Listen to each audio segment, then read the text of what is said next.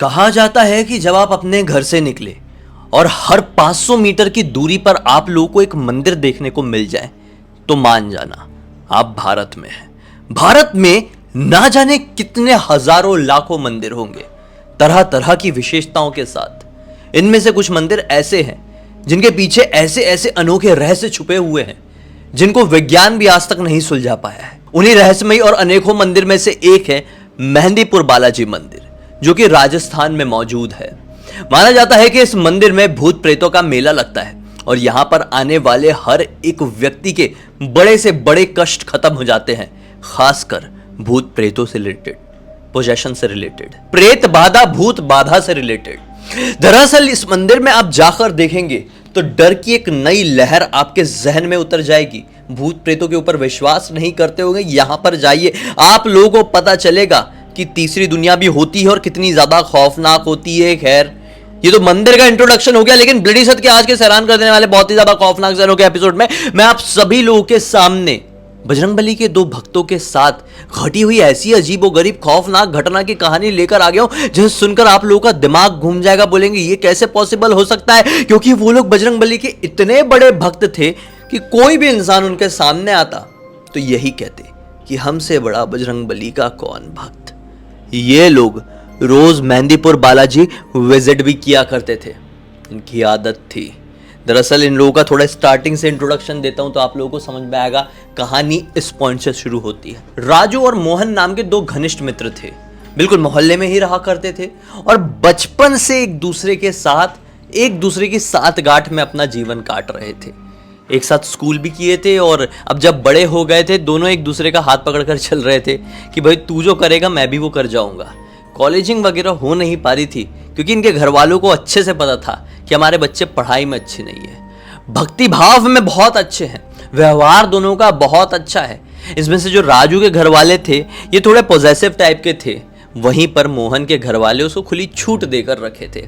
अब ऐसा था भाई, इन लोगों ने बजरंगबली की भक्ति में अपना पूरा जीवन चेंज कर दिया था। इन लोगों ने ये डिसाइड किए थे कि हम लोग ब्रह्मचर्य व्रत का पालन करेंगे पूरे जीवन भर तक, शादी वादी नहीं करेंगे, सिर्फ बजरंगबली में लीन रहेंगे। अब दरअसल ये ऐसी जगह के रहने वाले थे ना जहां पर भक्ति भावना से चूर लोग दूर दूर से आते हैं। मेहंदीपुर बालाजी मंदिर से कुछ ही किलोमीटर की दूरी पर स्थित था इनका छोटा सा घर। जी हाँ, एक ही मोहल्ले में रहा करते थे और अपना एक रूटीन बना लिए थे जब से इन लोगों ने स्कूल पास किए थे और जब से ये 18 साल को क्रॉस किए थे कि डेली मेहंदीपुर बालाजी में बजरंगबली के दर्शन करने के लिए जाते ही जाते। कुछ भी हो जाए, भले ही टाइम चेंज हो जाए, जी हाँ दुनियादारी के काम भी होते हैं ना, तो भले ही टाइम चेंज हो जाए लेकिन ये रूटीन चेंज नहीं होता था। 5 बजे नहीं गए तो 7 बजे जाएंगे, 7 बजे नहीं गए तो 8 बजे जाएंगे, लेकिन जाएंगे जरूर। ऐसा करते हुए ने काफी समय हो गया था और लोगों को भी लगने लगा था भाई इनके पास कुछ तो ऐसी पॉजिटिविटी है जिनके पास आओ तो सारी सोच, वातावरण चेंज हो जाता है, होता है। ऐसे लोगों से आप मिलिए, ये बहुत ज्यादा पॉजिटिव थे। अब एक दिन की बात है, नॉर्मली ये लोग 5 बजे के आसपास डेली मंदिर जाया करते थे, लेकिन एक दिन की बात है, आज इन लोगों ने दोनों ने अपनी अपनी साइकिल पकड़े और लगभग 7 बजे के आसपास मंदिर की तरफ प्रस्थान किए। बढ़िया से दर्शन वर्शन किए। ये आरती का समय हुआ था, आरती बहुत अच्छे से हो रही थी, माहौल बहुत भक्ति भाव में लीन था, इनको अच्छा लग रहा था। पता ही नहीं चला कि कब मंदिर में ही 8:45 का टाइम हो गया। राजू मोहन से बोलता है कि मोहन बहुत लेट हो गए यार, निकलना चाहिए। बजरंगबली का फिर से आशीर्वाद लेके मंदिर से प्रस्थान कर जाते हैं। अब इस मंदिर में एक चीज आप लोगों को ध्यान रखनी होती है कि जब कभी भी आप मंदिर से बाहर निकले, मेहंदीपुर बालाजी मंदिर से, तो पीछे से आपका नाम कोई भी पुकारे तो पलटकर मत देखना। माना जाता है कि पीछे से पुकारने वाला कोई शैतान, आत्मा, भूत, प्रेत, पिशाच ही होता है। दरअसल ये आवाज आपको किसी अपने की सुनाई देगी। हो सकता है कि आप वहां पर विजिट करने के लिए गए हैं और आपको आपके पिताजी की, दादाजी की, माताजी की आवाज सुनाई दे। आप पलटे तो एक्चुअल में वो एक छलावा हो। जी हाँ, उसके बाद आप पोजेशन को अपने अंदर, अपने साथ में लेकर अपने घर जाएंगे। आपके ऊपर भूत बाधा, प्रेत बाधा सवार हो जाएगी और फिर पछताते बैठिए। तो ये बात ये दोनों को बहुत अच्छे से पता थी। बजरंगबली का आशीर्वाद लेकर निकल गए। आज मोहन को पीछे से किसी ने पुकारा। मोहन ने हल्का सा ऐसा साइड में देखा, तो उसके साथ राजू चल रहा था। यह आवाज राजू की आवाज जैसी ही थी। मोहन तुरंत समझ गया कि कोई मुझे छलने की कोशिश कर रहा है। ये एक छलावा है, ये एक दुष्ट शक्ति है। ठीक है, कोई बात नहीं।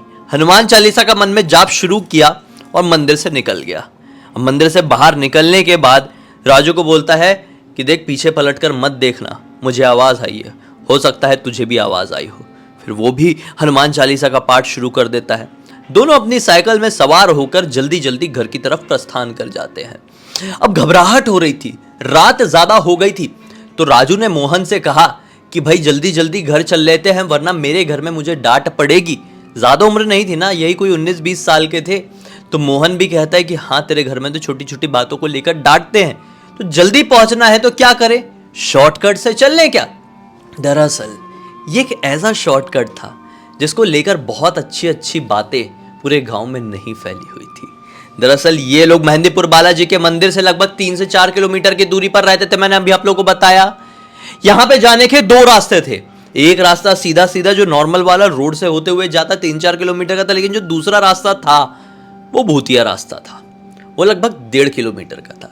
इस रास्ते को लेकर लोग ये कहते थे कि इस रास्ते में जो बरगद का पेड़ है, उस पेड़ के ऊपर ही आत्माएं सवार होती है। मंदिर में जितने भी भूत प्रेत से बाधाओं से लिपटे हुए लोग आते हैं, झाड़ फूक के बाद या फिर बजरंगबली के प्रकोप के बाद यहां से जो आत्माएं भागती है, लोगों के शरीर को छोड़कर निकलती है, वो जाकर उसी बरगद के पेड़ में सवार हो जाती है। वो बरगद का पेड़ इसी शॉर्टकट में था। तो राजू के कहने पर मोहन दोनों तैयार तो हो गए शॉर्टकट से जाने में, लेकिन यही डिसाइड किए, देखो कुछ भी हो जाए रास्ते में रुकना नहीं है, जल्दी जल्दी घर को चलना है। ठीक है, दोनों ने अपनी साइकिलें उस रास्ते में मोड़ दी। अब साइकिल चला रहे हैं। मोहन और राजू बात कर रहे हैं कि देख, यहाँ पे अपने बचपन में आया करते थे, ये बरगद का पेड़ ऐसा नहीं था, लोग नॉर्मल बात किया करते थे, लेकिन पता नहीं पिछले कुछ सालों में क्या हुआ है। लोग कहने लगे हैं कि बालाजी के मंदिर से छूटी हुई भागी हुई जितनी भी आत्माएं रहती है वो इसी पेड़ में आती है। तो यार, इसमें सच्चाई है या फिर तुझे कुछ अलग लगता है? ऐसी बातें डिस्कस कर ही रहे थे और बातें करते करते वो बरगद का पेड़ आ ही गया। सुनसान घना जंगल वाला इलाका, यहाँ पर स्ट्रीट लाइट वगैरह भी लोगों ने नहीं लगाए, क्योंकि सभी लोगों ने एक्सेप्ट कर लिए थे ये रास्ता गड़बड़ है। अब पता नहीं, बहुत सारे लोगों ने फील किए होंगे, जो भी रीजन रहा होगा, लोगों ने विश्वास कर लिए थे, इसलिए इस रास्ते से कोई भी आता जाता नहीं था। अब ये लोग गए हुए थे, इनमें से राजू की साइकिल का चेन यहाँ पर उतर गया। दिमाग खराब हो गया यार। अब मोहन को भी अपनी साइकिल रोकना पड़ा। अब राजू क्या कहता है, मोहन तू निकल जा, मैं साइकिल चढ़ा के फटाफट निकल जाऊंगा, तुझे निकल जाना चाहिए, तुझे नहीं रुकना चाहिए। मोहन कहता है कि देख भाई, मुझे इतनी टेंशन नहीं है, घर पे ऐसी कोई खास डांट वाट पड़ती नहीं है, कुछ बोलते नहीं है, तेरे घर पे टेंशन वाली बात है और तू थोड़ा ये चीज़ों से ज़्यादा घबराता है, तो तू अपनी साइकिल की चेन बना ले, उसके बाद दोनों साथ में निकलेंगे। 2-3 बार राजू ने मोहन को कहा कि तू निकल जा, लेकिन मोहन ने साफ मना कर दिया और राजू भी अपनी साइकिल की चेन बनाने लगा। आखिरकार साइकिल की चेन बन गई। साइकिल की चेन बनी और जैसे ही अपनी साइकिल में बैठने वाला था कि जोर की बिजली कड़की। दोनों घबरा गए, ये क्या है? बहुत जोर की बिजली कड़की थी। ये माहौल बारिश का बन चला था। ये महीना मिड जून का था, अभी तक मानसून का समय यहाँ पर आया नहीं था, लेकिन ये जो बिजली कड़की थी इतनी ज़्यादा खतरनाक थी कि दोनों के मन में डर सा छा गया था। एक तो ये रास्ता इतना ज़्यादा खौफनाक, साथ ही साथ उस भूतिया बरगद के पेड़ के सामने इनकी साइकिल खराब हुई है, और फिर अचानक से ऐसी जो बिजली कड़की है, दोनों डर गए। और बिजली की कड़क के साथ इन लोगों को उस बरगद के पेड़ के चबूतरे में जो टूटा फूटा था, एक लड़की बैठी हुई दिखाई दी। एक लड़की जिसकी उम्र यही कोई 8-9 साल की रही होगी। अब लोग कहते थे कि यहाँ पे बहुत सारी आत्माएं आती है। आत्माएं तो आत्माएं होती होगी ना, इनको तो एक बच्ची दिखाई दी। इन लोग सोच भी नहीं पाए कि ये कुछ हो सकता है, मतलब ये इंसान ही है, आत्मा ही है। बच्ची को देखकर राजू के दिमाग में प्रश्न आया कि यहाँ पर क्यों बैठी हुई है यार, ये भूतिया पेड़ है, इसको पता नहीं है क्या? रुक मोहन, मैं पूछ के आता हूँ, कोई परेशानी तो नहीं है। मोहन राजू को रोक लेता है। मोहन बोलता है, राजू तूने सोचा भी नहीं कि इस रास्ते में जहाँ पर कोई भी नहीं आता है, हम लोग ही आज पता नहीं गलती से क्यों आए हैं, कैसे आ गए हैं उस रास्ते में, ये लड़की उस बरगद के पेड़ के नीचे आकर क्यों बैठेगी? कुछ गड़बड़ सा नहीं लग रहा है? अब यहाँ पर उसका ये कहना हुआ है कि हल्की हल्की बारिश गिरना शुरू हो गई, बिजली भी कड़क रही है, व्यू भी आ रहा है, बिजली कड़कने से उजाला होता है ना, तो आसपास का दिखता है ना अंधेरे में भी। अब ये जो बारिश बढ़ चली, इन लोगों को भाग के उसी बरगद के पेड़ के नीचे का सहारा लेना पड़ा, क्योंकि आसपास कोई इतना बड़ा पेड़ नहीं था। इन लोगों को एक तरीके से मन में ये मालूम था कि हम बजरंगबली के भक्त हैं, हमको कुछ नहीं हो सकता ये सारी चीज़ों से। बजरंग बाण का पाठ करते हुए ये लोग उस पेड़ के सहारा लेकर बारिश से बचने के लिए खड़े हो गए।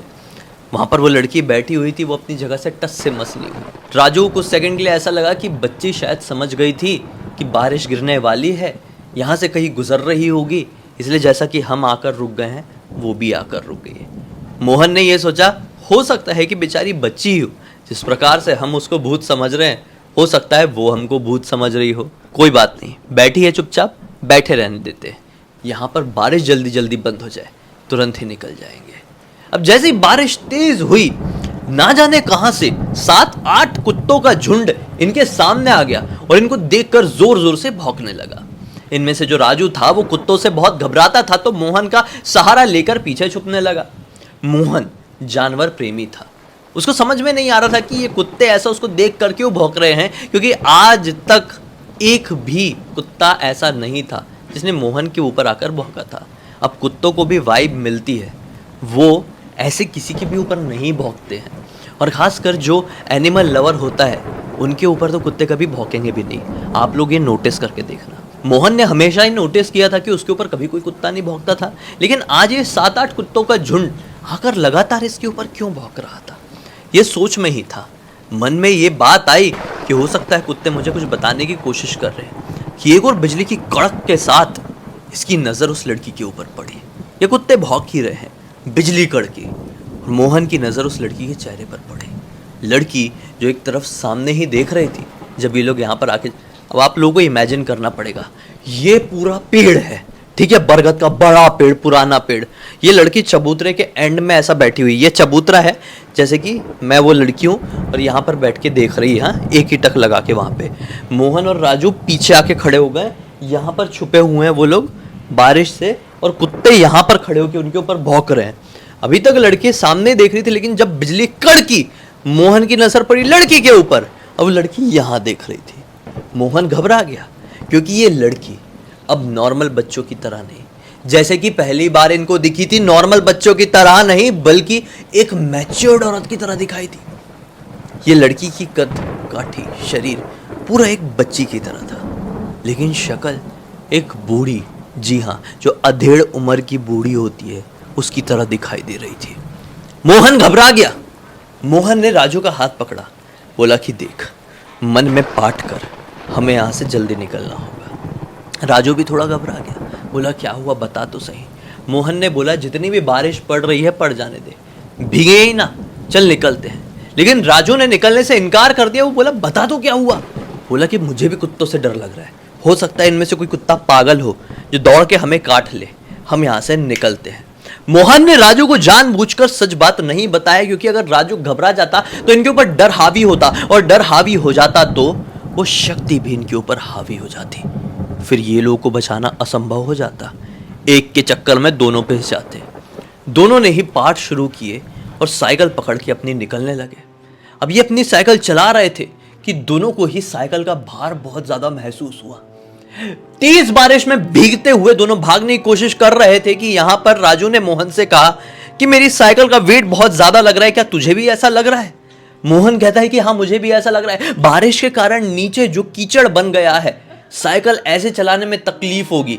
जी हाँ, कीचड़ बन गया था, सीमेंटेड रोड, डामर वाली रोड नहीं थी, मिट्टी वाली रोड थी, नॉर्मल रास्ता था। तो उसने बोला ऐसे तकलीफ हो रही है। मोहन एक तरीके से समझ चुका था कि हमें जो साइकिल चलाने में परेशानी हो रही है वो पीछे बैठी उस लड़की के कारण हो रही है। ये बोलता है राजू को, देख तू उतर, पाठ करते रहे, पाठ करना मत छोड़ना, और साइकिल को खींच के ले चल। अपन दौड़ेंगे और साइकिल को खींच के लेके जाएंगे, और कभी भी कुछ भी गलत महसूस हो साइकिल छोड़ के भागना शुरू कर देना, मेरी चिंता मत करना। दोनों भाई के जैसे दोस्त थे भाई, दोनों एक दूसरे की बराबर से चिंता करते थे। अब दोनों साइकिल से उतर कर साइकिल को घसीटते हुए आगे बढ़ने लगे। बारिश और तेज गिर रही है, बिजली और खतरनाक कड़क रही है। लगभग इन लोगों ने वो पेड़ से 200 मीटर आगे का रास्ता खत्म कर लिया है। 200 मीटर कम नहीं होते हैं, काफी ज्यादा होते हैं। 200 मीटर बाद इन लोगों को मन में ऐसा लगा कि अब ठीक है। राजू को तो कुत्ते का ही डर था क्योंकि मोहन ने कुत्तों के बारे में ही राजू को बोला था। असली बात मोहन को ही पता थी। मोहन के मन में भी थोड़ी शांति आई कि अब हम काफ़ी आगे आ गए हैं, कुछ नहीं होगा। कितने में ही मोहन को पीछे से फिर से आवाज़ सुनाई दी, मोहन पीछे देखना, मैं आया हूँ। यह आवाज़ उसकी बूढ़ी दादी की तरह थी। वो घबरा गया क्योंकि दादी की मृत्यु काफ़ी समय पहले हो गई थी। अचानक से मोहन के कंधे में आया टैप। उसने देखा राजू तो बाजू में ही चल रहा है, तो ये टैप किसने दिया? जैसे ही वो पलटा, मानो उसकी जान उसके हलक तक आ गई, सांस अटक गई। ऐसा लगा बस यही जमीन फटेगी और मैं नीचे धंस जाऊंगा। इतना ज्यादा डर लगा जिसकी कोई लिमिट नहीं, क्योंकि वो जो टैप आया केवल हाथ का था और वो हाथ का सोर्स 200 मीटर पीछे उस बरगद के पेड़ के पास था। समझ रहे हैं आप लोग क्या बोल रहा हूं? नहीं, अरे भाई वो जो हाथ आया था ना, वो लंबा होके आया था इस तक, और वो जो हाथ वाली लड़की थी जिसका वो हाथ था, वो बरगद के पेड़ के ऊपर एक टहनी में बैठी हुई थी। मतलब वहां से उसने अपना हाथ लंबा करके इस तरीके से मोहन को टच की थी। जैसे ही मोहन ने ये देखा, जोर से चीख पड़ा। इस चीज को देखकर राजू भी घबरा गया, वो भी चीखा, और दोनों इतनी बुरी तरीके से भागे हैं, इतनी बुरी तरीके से भागे हैं कि कोई कंपटीशन होता ना तो इनको पीछे करना असंभव हो जाता। इतनी तेज भागे हैं, भीगते भगाते घर पहुंचे। और घर पे जाने के बाद सच बता रहा हूँ, मोहन को इतना तेज फीवर आया है, इतना तेज फीवर आया है जिसकी कोई लिमिट नहीं है। ये फीवर लगभग 10 दिन 11 दिन का रहा और मोहन यही सोचता रहा कि मैं तो बजरंगबली का इतना बड़ा भक्त, फिर मेरे साथ ऐसा क्यों हुआ। फिर आखिरकार जब वो बुखार से ठीक हुआ, एक दिन वापस से ये लोग मंदिर जा रहे थे, दोनों दोस्त लोग। तो रास्ते में दोनों का डिस्कशन हुआ, ऑब्वियसली उस रास्ते से नहीं, दूसरे रास्ते से, नॉर्मल वाले रास्ते से। तो मोहन ने राजू को बोला, मेरे साथ ही ऐसा क्यों हुआ, हमारे साथ ही ऐसा क्यों, हम तो इतने बड़े भक्त हैं ना। तो राजू ने समझाया ये होनी थी, और होनी को कोई नहीं टाल सकता। जो होनी रहती है उसे तो भगवान श्री राम, भगवान कृष्ण भी नहीं टाल पाए थे, बजरंगबली स्वयं नहीं टाल पाए थे। ये तो विधान था, हमारे साथ होना ही था, हो गया। इसके लिए तू बजरंगबली को दोष नहीं दे सकता, इसके लिए तू भगवान को दोष नहीं दे सकता। और वैसे भी ये बात तो सबको पता है ना कि मेहंदीपुर बालाजी से निकलो और पीछे से आपको कोई अपना पुकारे तो पलट कर मत देखना, वरना बर्बाद हो जाओगे। तुझे भी तो आवाज आई थी और तूने पलट कर देखा, बस उसी की सजा मिली है। उम्मीद करता हूं दोस्तों आपको आज की ये कहानी अच्छी लगी होगी। इस पूरी की पूरी घटना की जानकारी किसी और ने नहीं बल्कि राजू जी के भतीजे ने मुझे लिखकर भेजा।